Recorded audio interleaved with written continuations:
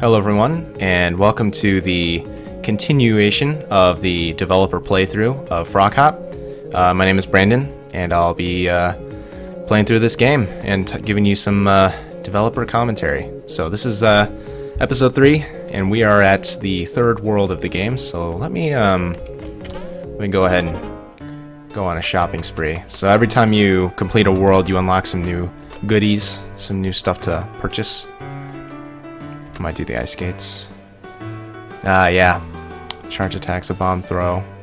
Makes you invincible. That one's pretty fun.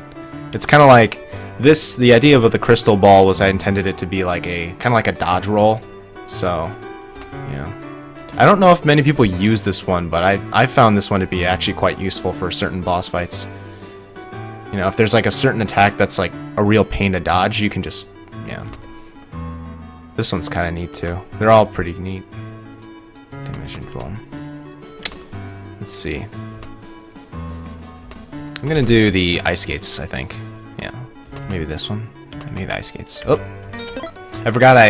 It's funny because the original patch, the original version of the game, attack was select and jump was the back button. But I got some critiques, and people seem to prefer jump being select and then attack being back. So, and I can agree with that. I think. Yeah, get the top hat. I can agree with that critique, definitely. It makes sense just because, you know, if I've grown up with like Mario Brothers and, you know, certain Game Boy games, and just that's usually the intuition. I'm trying to remember if there was ever a game I played where like the B button was select, but the only thing I can think of was like what's that game? Link's Awakening on the Game Boy, where what they did was they made it so the A button was the sword and then B was the shield, but it was just weird for me, and so I would always flip them. And that's just the way it was because that's how the slots filled up when it was empty. So it always default to the A button. So it didn't do that for the menu, but it just with like the sword swinging. Oh no, it's that one. Squares. Got my little top hat. Nice. I think this is one of my favorite levels in the game, so let's go ahead and yeah, those squares turned out great. That looks so good. I'm not trying to sound conceited. Those squares really do look great. Like the color shifting and the tracing, how they follow it looks great. Is this? Yeah, this is definitely, this is my favorite level in the game.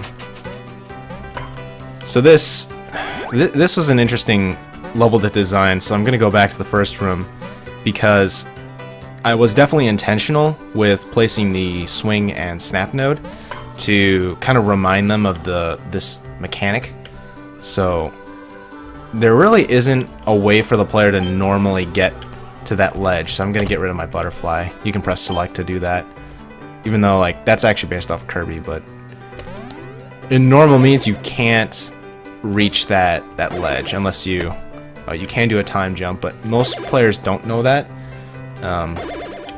So the purpose of having these nodes was to just reapply reinforcement mechanics. So having the player know that they have to press the tongue attack to attach, and that's kind of like a subtle like reminder. And then this jump, it is impossible to reach this ledge by normal means, and so players will usually find themselves get trapped, and then they have no choice but to try using the tongue attack on this. And so I think a lot of players have figured this out, so I'm actually quite proud of how I introduced this mechanic. And this is quite possibly one of the funnest ones to use. Nice. This is kind of like one of those challenge teaching ones where you know you can launch, but you can also control yourself in the air. So it requires a little bit of aim, but it's nothing masochistic. This one's just showing that you can do it horizontally. Yep. Nice. There's a bee down there. Can I reach this jump? Nope. And maybe I'll go down here. Oh! Falling on top of hedgehogs. Get this guy. Ooh, double.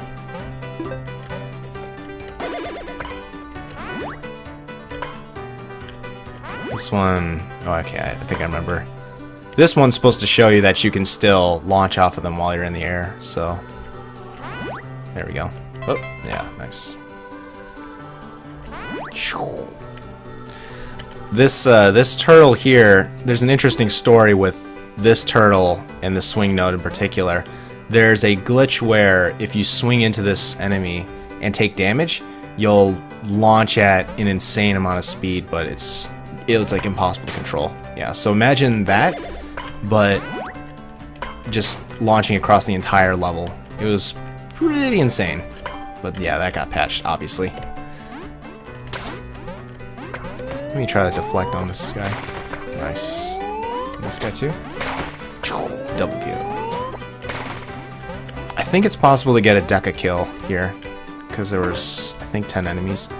They won't respawn if I leave the room though. That was kind of a...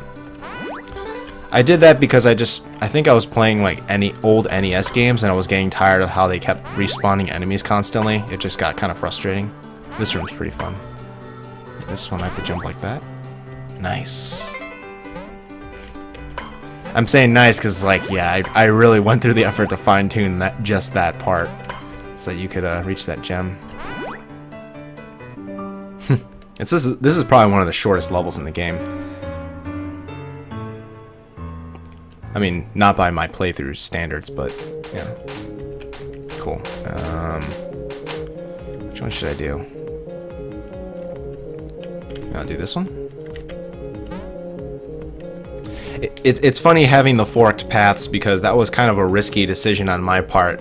I originally, when I laid out the rooms, I gave them like level numbers to like designate that how the game was going to progress. But when I designed this map, I just did not like the idea of how it was literally just going to be like a linear path. So it just kind of destroyed the whole point of like why even have a map screen in the first place.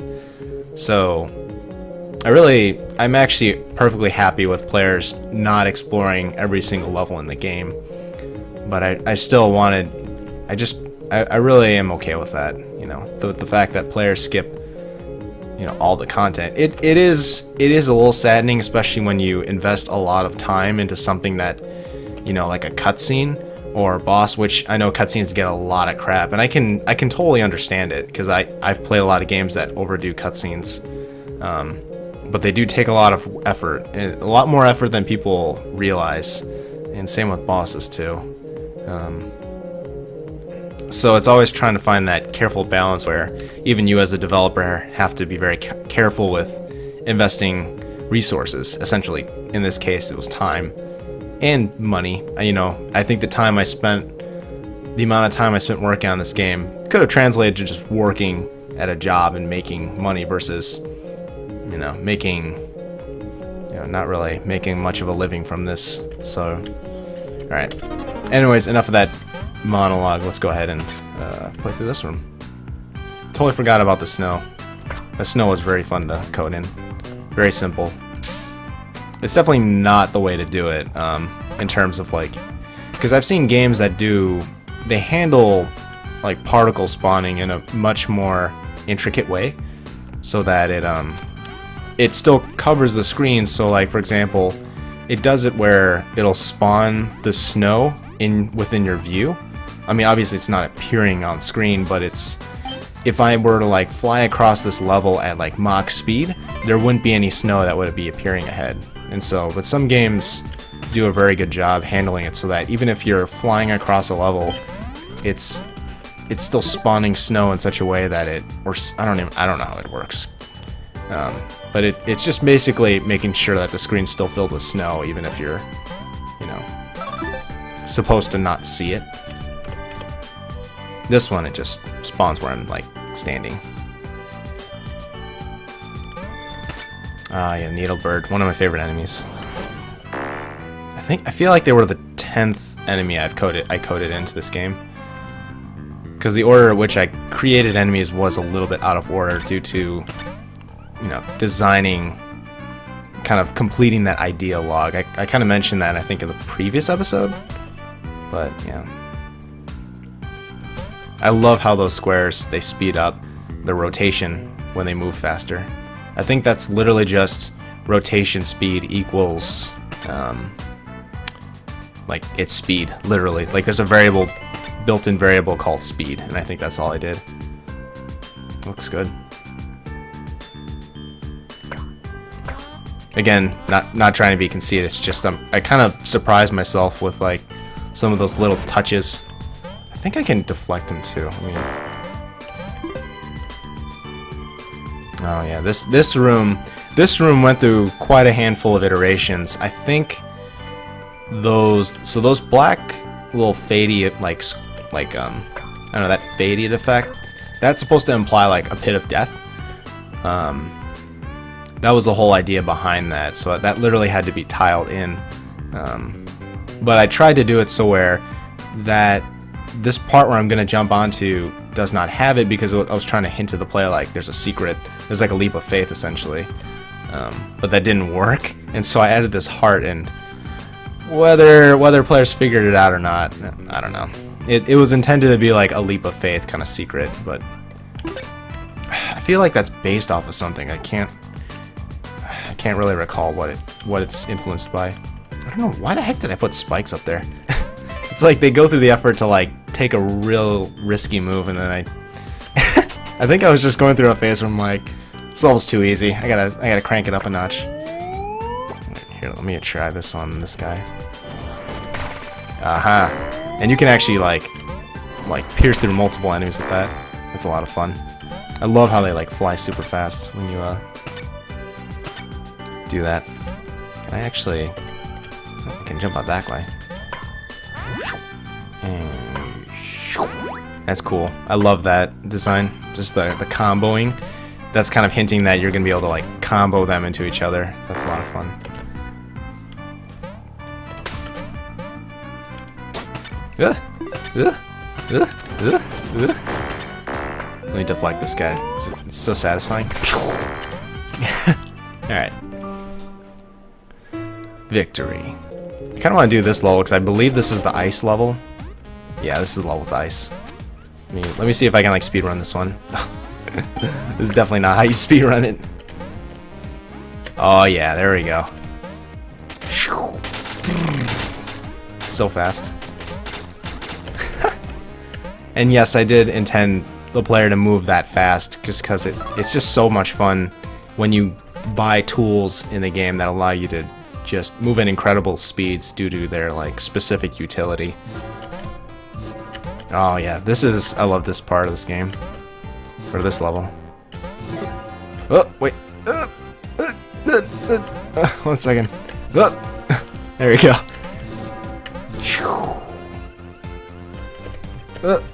I was gonna reach the top. Hold on a second. Can I think I can actually come back. Hold on a second. Alright, okay, let's see if we can do this. Oh, I forgot how good your ice control is too, even though you're really fast. Really good traction when you have the ice skates. Oh, and up. Oh. Up. And bonk. Yeah, so there is a way to get to the turtle. That's a fun level. Oh yeah, the sand area.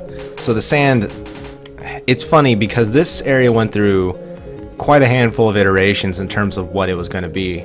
I think the very first version was going to be like a red mountain, and then I think I made it purple, but it just seemed too similar to the first area. Like I wanted to be like an Appalachian mountain of sorts, but it just didn't stand out very well.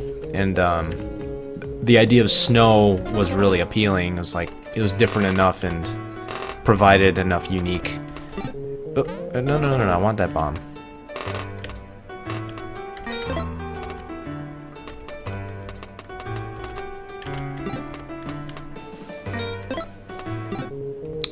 It provided enough like ideas for like new concepts, but the only issue was it was very difficult to come up with an enemy that's based off of a predator in real life and provided gameplay mechanics that were based off the theme of this area. In this case, it's the sling node, which is that red thing I was like flinging off of. And so I forgot what enemy like boss ideas I had, but I had the idea of a snake and I just really liked that. There was something about it, just seemed to have a lot of potential for some really fun and unique ideas. And so that's why there's a sand area, is because it... Try to deflect him. Oh wait, no, I have the bomb. I think the bomb originally hurt the player, but I changed that because it just seemed kind of dumb and frustrating. I'm gonna get these guys. Oh, he fell to the spikes. Yeah, but you can actually bomb jump with the bomb attack. Pretty sure. Yeah, you can. Let me see if I can do it off here. Yep. It gives you a slight push. It's not like super drastic, but it is something.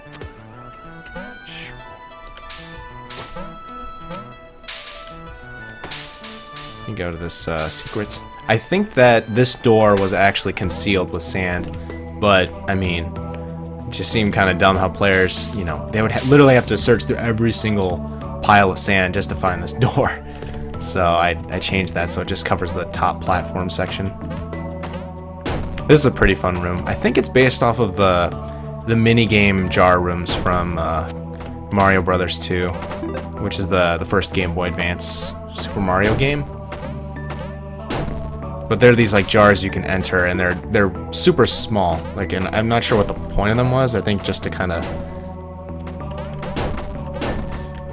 get like keys and stuff. I don't know. They were really obscure. That's all I remember. Like, I was always like spend like a whole hour. Oh, like a whole hour just exploring one. I just.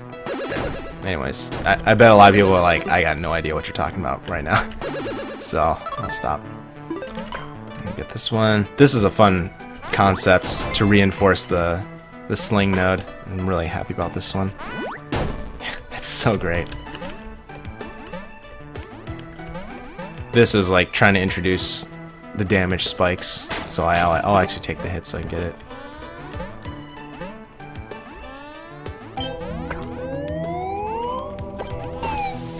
I think the star particles were influenced by Sonic. I'm pretty sure.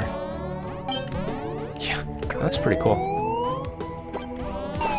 Throw the bomb. I'm pressing diagonals to throw the bomb further. You can actually press 8 directions, just like your normal tongue attack. It's like you can actually push it, which is kind of fun. Oh, there's a way to get the grasshopper. Yeah, so this is supposed to be a grasshopper. It's obviously when you work with a 9x9 pixel sprite, it's very hard to communicate something very clearly. But the idea was it increases your jump height, which is actually quite useful for some encounters. Wow, that was a close one. Oh god. Alright, we gotta make this.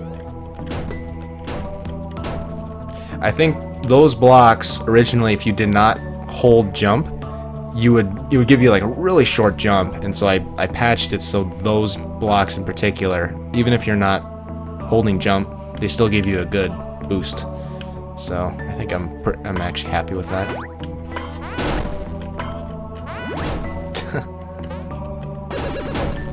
Oh, this one. This is based off of the game Breakout. This section right here. Actually, I can just stand perfectly still and I'll be able to get that one. Nice. I like the song for this area too. I think it was really difficult trying to find a song that really matched this desert area. But alright. Maybe we can try a different charm. The bomb one's is nice for players who want to take it a little slow. Maybe this one? Let's see if there's anything I can yeah, right. Even yeah, the grasshopper even increases your jump in the map too. Yeah, so there's I spent a lot of time on adding those little details that like no one's gonna notice, you know? But they're there. It's just kind of ridiculous. You know, this level is more of a puzzle themed area. Oh, gotta super jump a little bit. Actually, I think I can just do an incomplete super jump. Yep. What the? Oh, I think I have to full charge it. Yeah, that's the... yeah. Let me see if I can hit this bird with it.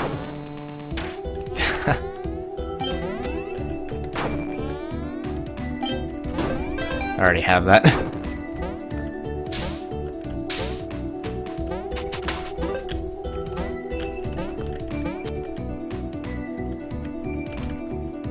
I think those push blocks were actually not too difficult to code. Push this one. Nice. I like the sound effect for that when you press a switch. Oh yeah, I forgot. The grasshopper also increases your timed jump height. So if you ever pull off a timed jump, right before you land on an enemy and you press jump and hold jump, you get a little height and bonus height. And this grasshopper amplifies that. Alright. Oh, this room. This is like this is a pretty fun room to add. It was kind of like catching on the player to be like, they kind of put themselves in a bad situation if they just kind of passively walk through it. But you can always re-enter it to reset the traps. Yeah. Gotcha.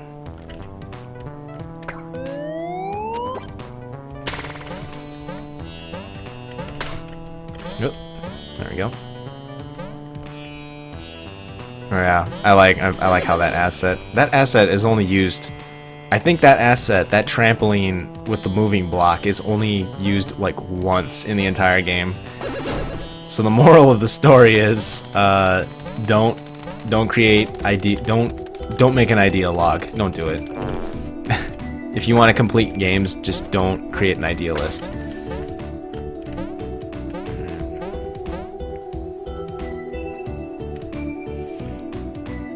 Yeah, I like this part of the song. Ah, yeah, combo. I like this. I love how you reuse the same one to maneuver around this one. That was a fun room to add. Very simple, but very fun. Race to the top. Yeah, the grasshopper helps a lot more with this one. I believe this one does not go all the way in though. This platform standing. I just want to see. Yeah, it does. Yeah, that was done just to give the player just one last shot because it's kind of a difficult platforming section for some players, and so that's why I did that.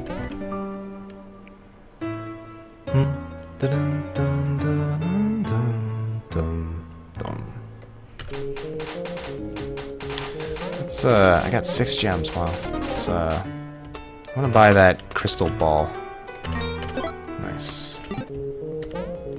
Let's go to the snake boss. And the music does actually change if you enter different areas of the game. So if I'm in the beach now, and it's only the bass and the percussion. Yeah, this is the piano. Yeah, if you're in World 3, it's the piano. I think 4, it's like a guitar or something, and then I think the 5th one is like a synth. That was fun to add. Dynamic music is always a joy to add to games. And it's not too difficult. It's just the only difficult thing is like programs like Game Maker make it a little bit difficult because they don't really have a means of like handling audio like BPM, beats per minute, like the metronome, so that you can sync audio with like characters and such. So you have to do it in a very hackish way. Yeah, I like how this boss turned out. This door concept, I believe, was influenced by Ristar, because there's like a boss fight I think in that game where you can oh,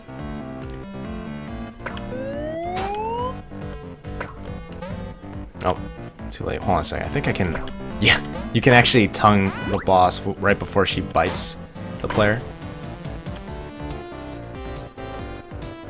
Yeah, I think it was like a memory, like a Simon Says like boss, where you had to like memorize which enemies to hit in a certain order. That actually, I think it was like 4, and that boss fight gave me like so much trouble. Nice. Oh, here I can use the cloak here. Nice. I think that originally the older version it like stunned you, your this crystal ball charm, but that got patched just because it was just kind of frustrating. Yeah, that's actually kind of nice to use if this attack gives you trouble.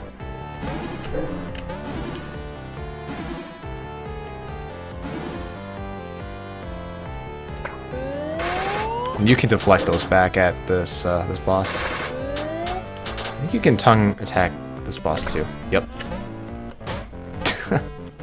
That was fun to add. I think it was a little glitchy though, because I think if you canceled her animation, originally it would just do a lot of really weird stuff. But yeah, I think the spitting venom was based off of the fact that I was kind of surprised that there are snakes out there that actually spit venom versus bite venom. So I think that's why I made this snake or this cobra spit venom. Yeah, so yeah, that's supposed to be venom. This attack was actually, that spread was actually very difficult to sync with her animations. Just jump. Ah, gotcha.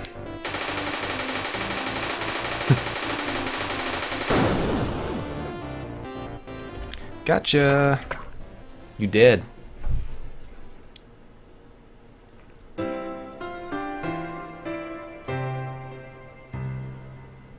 Yeah. That's the like death sprites are like, they're not really dead, they're supposed to be like KO'd. The KO sprites were pretty fun to do.